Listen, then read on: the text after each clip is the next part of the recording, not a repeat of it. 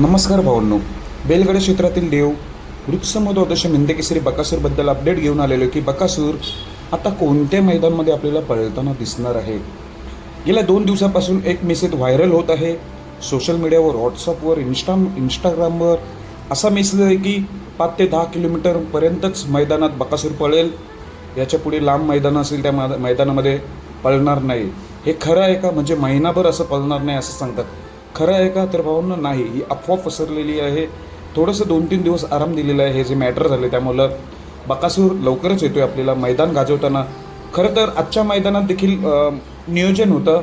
ते आदत मैदान आहे, पैरा होता गजा, आदत बैल गजा आहे. गजा आणि बकासूर आजच्या मैदानात पळणार होते, पण मोहिल शेठ धुमाल यांनी सांगितले की 2-3 दिवसाचा आपण त्याला आराम दिलेला आहे. म्हणजेच कधी पळणार? तर मला मिळालेल्या माहितीनुसार 28 मेच्या मैदानामध्ये पळताना दिसेल. हे मैदान कुठं आहे मला एक्झॅक्टली माहिती नाही, पण 28 मेला आपल्याला बकासूर पळताना दिसणार आहे एवढं निश्चित.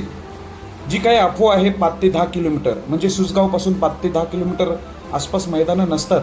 एखाद क्वचित वर्षातून एक मैदान असतं.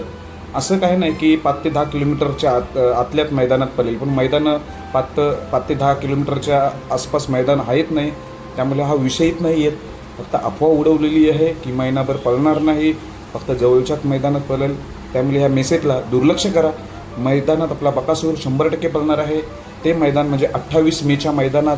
खरं तर आज देखील पळणार तर पण मोहिल शेठ धुमाल यांनी 2-3 दिवस आराम द्यायचा ठरवलेला आहे. नाहीतर आज देखील आपल्याला आदत मैदानात गजा, आदत बैल आहे आणि बकासूर ही जोडी पळणार होती.